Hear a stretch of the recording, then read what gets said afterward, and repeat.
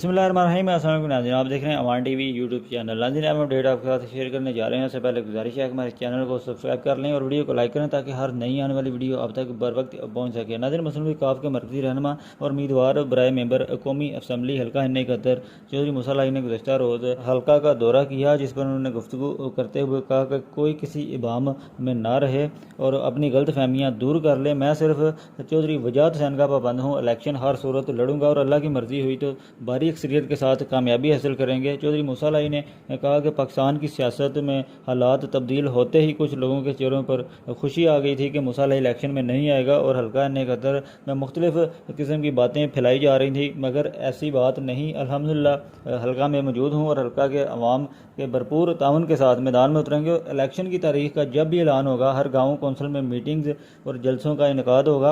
अन्य कतर में किसी भी साथी, दोस्त और संग धड़े को तनहा नहीं छोड़ेंगे। मुश्किल हालात में भी तमाम लोगों के साथ मुकम्मल राब्ते में था। मेरा जीना मरना अवाम के साथ है और कभी खुद को उनसे दूर नहीं कर सकता। चौधरी मूसा लाई ने कहा कि हल्का में अवाम का एतमाद खो देने वाले प्रोपेगेंडा करने की बजाय अमलन कारकर्दगी और खिदमत ताबेदारी की तरफ तवज्जो दें। ये था नाज़रीन चौधरी मूसा लाई का बयान जो गुज़श्ता रोज़ मीडिया पर सामने आया।